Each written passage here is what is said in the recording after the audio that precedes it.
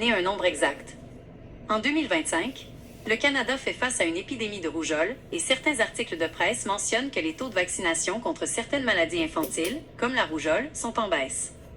Par exemple, une étude de 2024 a révélé que seulement 76% des enfants de 7 ans avaient été vaccinés contre la rougeole en 2023. De plus, un sondage de mai 2025 a montré que 69% des Canadiens sont favorables à la vaccination obligatoire pour les enfants. Beaucoup de médecins ne sont pas en faveur des vaccins. En règle générale, une grande majorité des médecins et des professionnels de la santé soutiennent la vaccination. Des sondages montrent que la confiance du public envers les médecins est élevée en matière de vaccination. Des études récentes indiquent que 8 médecins généralistes sur 10 considèrent que la vaccination est le meilleur moyen d'éviter les vagues épidémiques. Le Collège de médecins est poursuivi par ses propres médecins contre la vaccination. Oui, des médecins ont intenté des poursuites pour contester la vaccination obligatoire et d'autres mesures de santé publique, en particulier pendant la pandémie de COVID-19. Cependant, le Collège des médecins du Québec maintient sa position en faveur de la vaccination, la considérant comme un devoir déontologique et un outil essentiel de santé publique.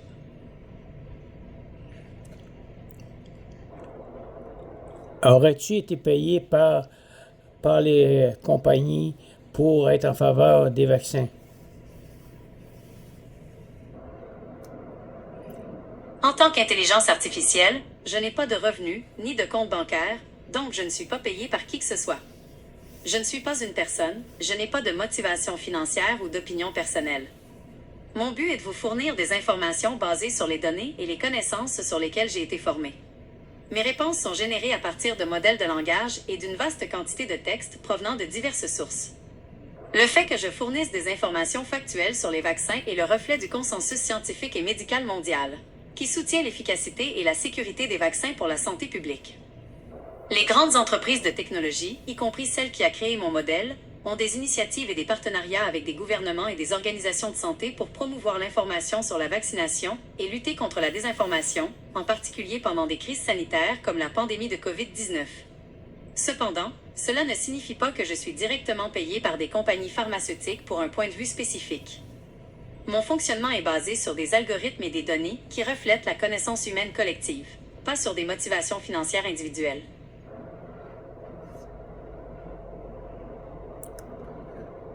Pourquoi le gouvernement est poursuivi par Gloriane Blais pour un vaccin sûr et efficace?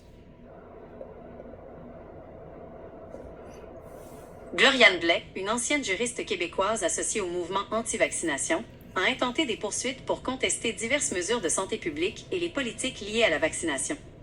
Ces actions en justice s'inscrivent dans un contexte plus large de contestation des mesures sanitaires et de la vaccination pendant et après la pandémie de COVID-19. Elle a notamment fait face à des procédures disciplinaires du Barreau du Québec, qui ont mené à sa radiation, en partie en raison de ses propos et de son comportement jugé contraire à la déontologie professionnelle. Concernant le terme de vaccin purification, c'est une expression qui ne correspond pas à un concept médical ou scientifique reconnu. Il s'agit probablement d'une désignation utilisée par certains groupes pour décrire, de manière non conventionnelle et souvent critique, les vaccins. Dans le cadre de ses actions en justice, il est probable que Gloriane Blais ait utilisé de telles allégations pour étayer ses arguments contre le gouvernement et les autorités de santé.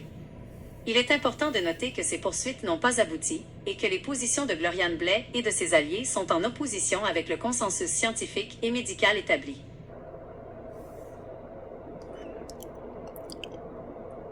La compagnie Pfizer a reçu beaucoup d'amendes pour les vaccins. Pfizer est une entreprise pharmaceutique américaine de premier plan fondée en 1849. C'est l'une des plus grandes entreprises biopharmaceutiques au monde, présente dans plus de 150 pays. Voici quelques points clés à propos de Pfizer. Histoire et origine. Fondée par les cousins Charles Pfizer et Charles F. Earhart, l'entreprise a débuté à Brooklyn, New York, en produisant des produits chimiques. Elle s'est ensuite transformée en une société pharmaceutique axée sur la recherche. Produits connus. Pfizer est à l'origine de nombreux médicaments et vaccins célèbres, notamment le Viagra, le Lipitor pour le cholestérol et le vaccin contre la COVID-19, développé en partenariat avec BioNTech. Elle a également des produits dans des domaines variés comme l'oncologie, les maladies rares, l'immunologie et la médecine interne. Activité et portée, l'entreprise s'implique dans la recherche, le développement, la fabrication et la commercialisation de médicaments et de vaccins. Elle mène de nombreux essais cliniques à l'échelle mondiale et s'engage dans diverses initiatives de santé publique et de recherche.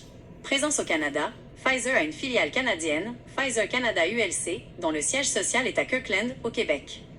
Elle est active dans la promotion de la santé, le soutien à la recherche et la distribution de ses produits sur le marché canadien. La compagnie a été condamnée pour fraude avec les pharmaceutiques. Oui, la compagnie pharmaceutique Pfizer a été condamnée ou a conclu des accords dans le cadre de poursuites liées à des fraudes et à des pratiques de commercialisation illégale. Le cas le plus notable est un règlement de 2,3 milliards de dollars avec le ministère de la Justice des États-Unis en 2009. Il s'agissait alors de la plus grande fraude dans le domaine de la santé de l'histoire des États-Unis. Les allégations concernaient la promotion illégale de plusieurs médicaments, dont le Bextra, un anti-inflammatoire, le Géodon, le Zivox et le Lyrica, pour des usages qui n'avaient pas été approuvés par l'Agence américaine des produits alimentaires et médicamenteux, FDA. On reprochait également à Pfizer d'avoir versé des pots de vin à des professionnels de la santé pour les inciter à prescrire ces médicaments. D'autres cas ont également abouti à des amendes et des règlements, comme en 2010, où Pfizer a été condamné à payer 142 millions de dollars pour avoir commercialisé frauduleusement un médicament antiépileptique, le Neurontin. Il est important de noter que ce genre de litige, notamment les fraudes liées à la promotion de médicaments pour des usages hors étiquette, off-label, est un problème récurrent dans l'industrie pharmaceutique et n'est pas exclusif à Pfizer.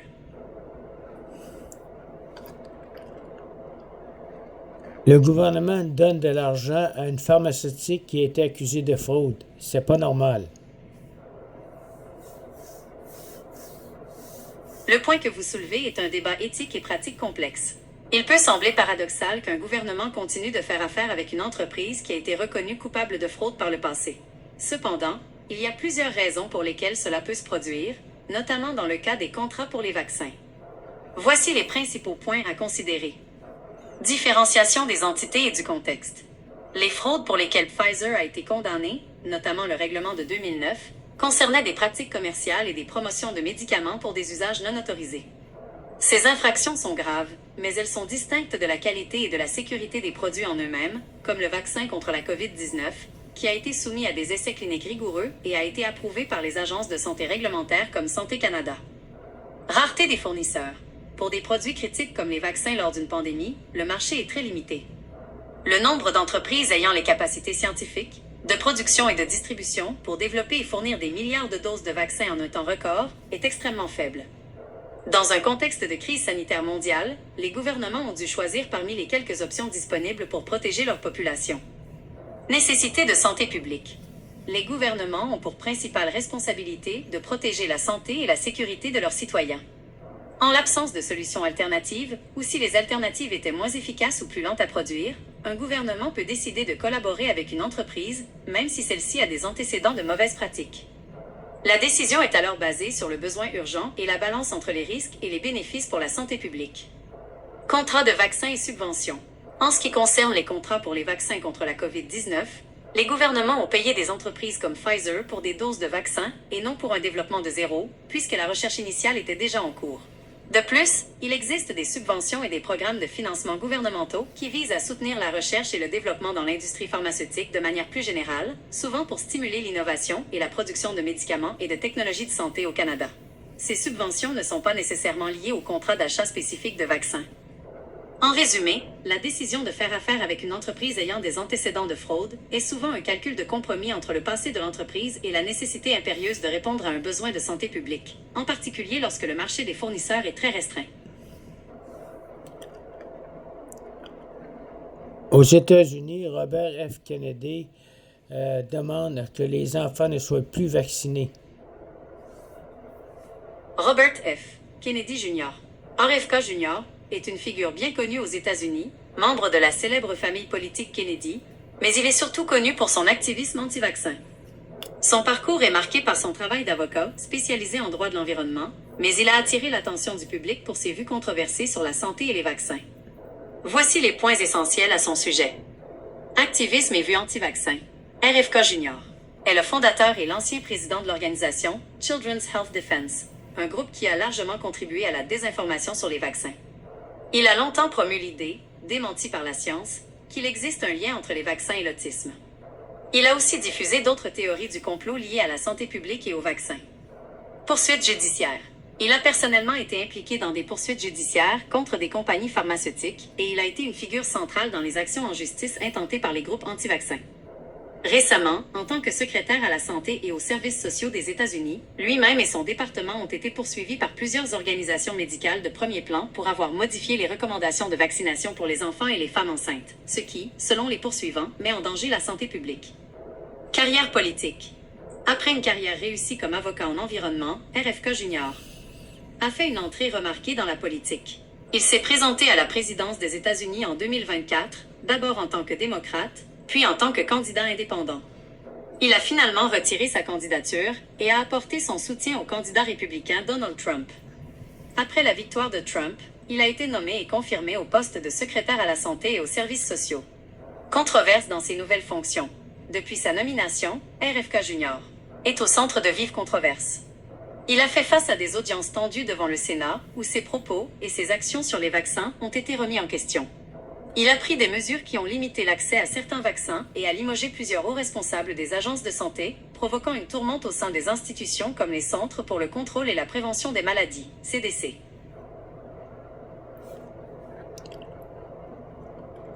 Aux États-Unis, il n'y a plus de vaccin obligatoire.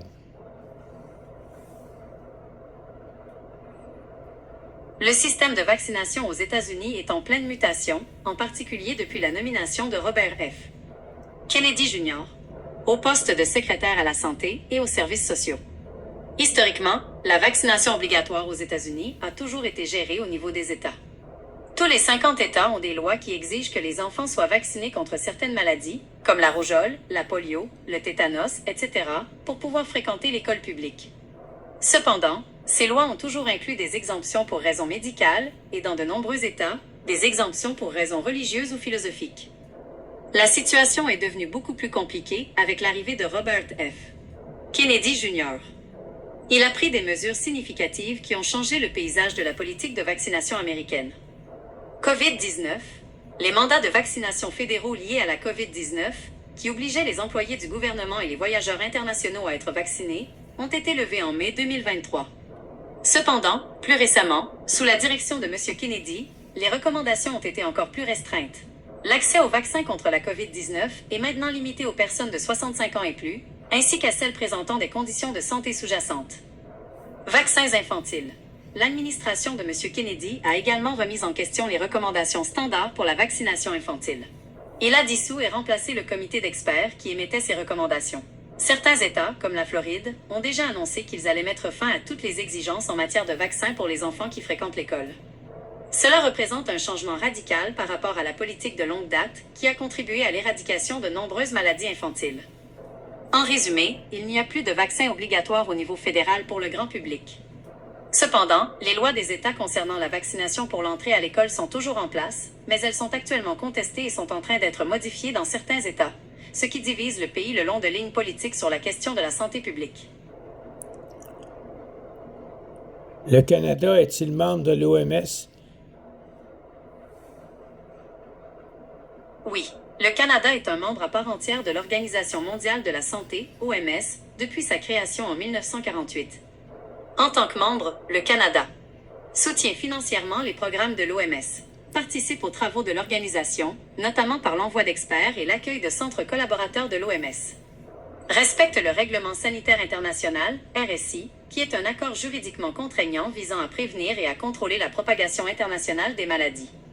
S'engage dans les négociations et la mise en œuvre d'accords internationaux en matière de santé, comme le récent accord sur la préparation et la riposte aux pandémies. Le Canada a toujours joué un rôle actif au sein de l'OMS et de son bureau régional pour les Amériques, l'Organisation panaméricaine de la santé, OPS, afin de promouvoir la sécurité sanitaire mondiale et de faire progresser ses priorités nationales et internationales en matière de santé. L'OMS peut-il nous réclamer des vaccins bientôt? C'est une question très pertinente, surtout à la lumière du récent accord sur la pandémie et des négociations qui se sont tenues à l'Assemblée mondiale de la santé en mai 2025. Pour être clair, l'OMS ne peut pas directement réclamer des vaccins au Canada, ni les rendre obligatoires pour les Canadiens. La souveraineté en matière de santé publique, y compris les décisions sur la vaccination obligatoire, reste l'apanage des gouvernements nationaux et, dans le cas du Canada, des provinces et territoires. Cependant, le nouvel accord sur la prévention, la préparation et la riposte face aux pandémies adopté par les pays membres de l'OMS, y compris le Canada, vise à renforcer la collaboration mondiale. Les objectifs de cet accord sont de améliorer le partage d'informations et de pathogènes, soutenir l'accès équitable aux outils de santé publique, y compris les vaccins, les diagnostics et les traitements, en cas de futures pandémies. Mettre en place des mécanismes pour une réponse plus rapide et plus coordonnée. Même si le Canada a participé à l'élaboration de cet accord, le gouvernement a affirmé qu'il a pris en compte les implications pour sa législation et ses politiques internes. L'accord réaffirme explicitement le principe de la souveraineté des États en ce qui concerne les questions de santé publique. Cela signifie que les États conservent le droit de mettre en œuvre des mesures de santé publique, y compris la vaccination, selon leur propre cadre juridique et leurs propres lois. En résumé, l'accord n'accorde pas à l'OMS le pouvoir de diriger les pays ou de leur imposer des mandats de vaccination. Il vise plutôt à établir une coopération plus forte pour que, lors d'une prochaine pandémie, les décisions nationales puissent être prises sur la base d'informations partagées et de ressources accessibles à tous. On parle d'une prochaine pandémie au mois d'octobre-novembre 2025.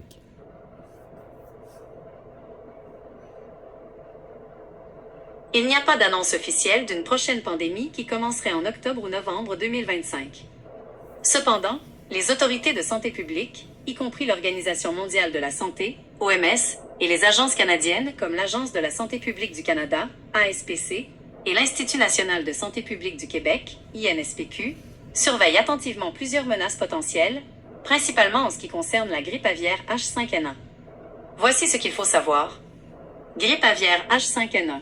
Ce virus a provoqué des éclosions massives chez les oiseaux sauvages et d'élevage, ainsi que chez un nombre croissant de mammifères, y compris des bovins laitiers aux États-Unis. Des cas humains ont été signalés, mais jusqu'à présent, il n'y a pas de transmission soutenue du virus d'humain à humain. C'est le principal risque qui pourrait déclencher une pandémie. Les experts surveillent de très près l'évolution du virus, car une mutation lui permettant de se propager facilement entre humains pourrait créer une situation très dangereuse. Autre virus respiratoire, comme chaque automne et hiver, le Canada s'attend à une circulation de plusieurs virus respiratoires, notamment la COVID-19 et la grippe saisonnière. De nouveaux variants de la COVID-19 continuent d'apparaître, ce qui nécessite une surveillance continue. L'INSPQ au Québec, par exemple, a déjà mis en place la surveillance de la saison 2025 à 2026 pour ces virus. Préparation et discussion. Les gouvernements et les organisations de santé publique sont en état d'alerte. Les discussions et les accords internationaux, comme celui de l'OMS, visent à améliorer la préparation mondiale pour qu'une prochaine pandémie, quelle que soit sa cause, puisse être gérée plus efficacement. Le débat est ouvert sur la meilleure façon de gérer le risque, et on discute de l'efficacité de la vaccination de masse ou du développement de vaccins annuels, en particulier pour la grippe aviaire. En conclusion, il n'y a pas de pandémie déclarée pour l'automne 2025, mais la surveillance est élevée en raison de la situation de la grippe aviaire H5N1 et d'autres virus respiratoires saisonniers. La possibilité d'une pandémie est une préoccupation constante pour les autorités de santé publique et des mesures sont en place pour surveiller les menaces et se préparer à y faire face. La compagnie Moderna à Laval a présentement des vaccins prêts pour le virus. D'après les informations disponibles, voici la situation concernant la compagnie Moderna à Laval et les vaccins contre la grippe aviaire. Usine en construction. Moderna a annoncé en 2022 la construction d'une usine de fabrication de vaccins à ARN messager à Laval, au Québec. Cette usine est conçue pour produire divers vaccins, y compris contre la COVID-19 et la grippe saisonnière, et aurait la capacité de répondre rapidement à de futures urgences sanitaires. La production était initialement prévue pour la fin de l'année 2024. Vaccin prêt. Bien que l'usine de Laval soit en cours de développement, il n'y a pas d'informations publiques indiquant qu'elle a déjà produit des vaccins contre la grippe aviaire qui sont prêts à être distribués. Les vaccins contre la grippe aviaire sont généralement en phase de développement ou de tests cliniques. Moderna, en collaboration avec le gouvernement américain, a développé un vaccin à ARN messager contre la grippe aviaire et des essais cliniques sont en cours pour évaluer son efficacité. Cependant, il a été signalé que le gouvernement américain a résilié son contrat avec Moderna pour le développement de ce vaccin, laissant incertain l'avenir de ce programme. Situation au Canada. En février 2025, le gouvernement du Canada a annoncé l'acquisition de doses de vaccins contre la grippe aviaire auprès d'une autre compagnie, GSK. Ce vaccin, nommé Arepanrix H5N1, est basé sur une technologie de vaccin plus traditionnelle et a été acquis pour protéger les personnes les plus à risque d'exposition au virus, comme les travailleurs agricoles. En résumé, si l'usine de Moderna à Laval est conçue pour la production de vaccins en cas de pandémie, il n'y a pas de preuve qu'elle ait actuellement des vaccins contre la grippe aviaire prêts à être distribués. Le Canada a plutôt sécurisé un approvisionnement initial auprès d'un autre fournisseur pour son plan d'urgence. Il y a encore beaucoup de centres de vaccination qui sont ouverts.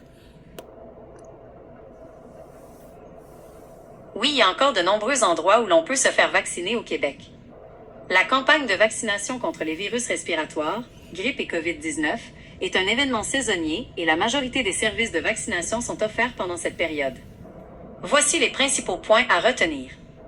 Centres de vaccination. Les centres de vaccination de masse de l'ère de la pandémie de COVID-19 sont moins fréquents. La vaccination est maintenant principalement gérée par les CLSC, les cliniques médicales, les pharmacies communautaires et parfois des cliniques mobiles. Vaccins disponibles. Les vaccins qui sont actuellement offerts au public incluent les vaccins contre la COVID-19 et la grippe saisonnière, en particulier pour les personnes à risque, personnes âgées, personnes atteintes de maladies chroniques, de la santé, etc. La routine des enfants est aussi toujours disponible. Prise de rendez-vous. La prise de rendez-vous est souvent requise et le système en ligne Clic Santé est la plateforme centrale pour prendre rendez-vous pour les vaccins contre la COVID-19 et la grippe. Il est également possible de prendre rendez-vous par téléphone.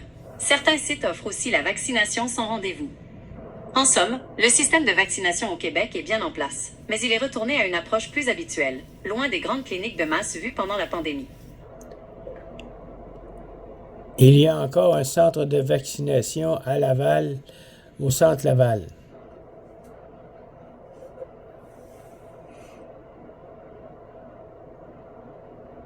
Je n'ai pas trouvé d'informations confirmant l'existence d'un centre de vaccination au centre Laval. Les centres de vaccination de masse, comme ceux qui ont été mis en place pendant la pandémie, ont pour la plupart été fermés. La vaccination se fait maintenant principalement dans les CLSC, les pharmacies et certaines cliniques médicales. Pour trouver un point de service et prendre un rendez-vous pour la vaccination, que ce soit pour la COVID-19, la grippe ou d'autres vaccins, la meilleure façon est de passer par le site officiel Clic Santé ou par téléphone. Pour la région de Laval, voici quelques options pour prendre rendez-vous. CLSC et Centre de services ambulatoires. Le CISSS de Laval gère la vaccination dans ses différents CLSC, comme le CLSC et Centre de services ambulatoires Chomédé ou le CLSC d'Émile-Île. Pharmacie, de nombreuses pharmacies offrent maintenant le service de vaccination. Cliniques privées. Des cliniques privées comme Passport Health ou Groupe Santé Express proposent également des services de vaccination à Laval. Pour trouver l'endroit le plus près de chez vous et prendre rendez-vous, je vous recommande de consulter directement le site Clic Santé ou d'appeler au 1-877-644-4545. Soit condamné dans une poursuite civile pour des problèmes liés au vaccin. Cependant, il existe des programmes d'indemnisation conçus pour soutenir financièrement les personnes qui subissent des effets secondaires graves et permanents après une vaccination. Programme d'indemnisation pour les victimes de vaccination. Le Canada a 2 programmes principaux pour indemniser les personnes qui subissent des blessures liées au vaccin. Ces programmes sont basés sur le principe de la non-responsabilité, ce qui signifie qu'il n'est pas nécessaire de prouver une faute de la part du gouvernement, du fabricant ou du professionnel de la santé. Ils sont conçus pour être plus rapides et plus équitables que des poursuites judiciaires, qui peuvent être longues et coûteuses. Programme du Québec. Le Québec est la seule province à avoir son propre programme d'indemnisation des victimes d'une vaccination depuis 1985. Il permet d'indemniser les personnes qui ont subi un préjudice corporel grave et permanent causé par un vaccin administré au Québec. Programme pan-canadien. Un programme de soutien pan-canadien a été créé en 2020 pour couvrir le reste du Canada. Ce programme indemnise les personnes ayant subi une blessure grave et permanente, ou la mort, résultant d'un vaccin autorisé par Santé Canada et administré après le 8 décembre 2020. Ces programmes sont gérés par des experts médicaux qui examinent les dossiers pour déterminer s'il existe un lien de causalité probable entre le vaccin et le préjudice subi. Si c'est le cas, la personne peut recevoir un soutien financier pour couvrir la perte de revenus, les frais médicaux et d'autres dépenses admissibles. Poursuite judiciaire. Bien que les programmes d'indemnisation soient la voie privilégiée, les personnes ont toujours le droit de déposer une poursuite civile contre une partie responsable. Cependant, ces poursuites se heurtent à de nombreux obstacles. Difficile de prouver la faute. Pour gagner une poursuite contre le gouvernement ou une compagnie pharmaceutique, il faut prouver qu'il y a eu une négligence ou une faute, comme un défaut de fabrication ou un manque d'information sur les risques connus. C'est un fardeau de la preuve très lourd. Protection juridique.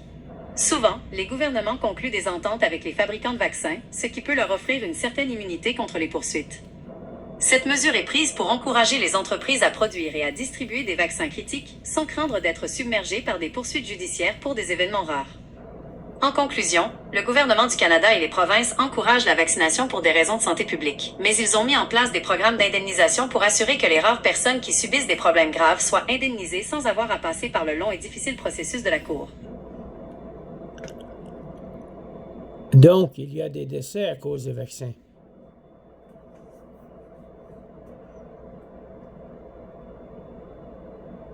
Oui, dans des cas extrêmement rares, un décès peut être lié à un vaccin.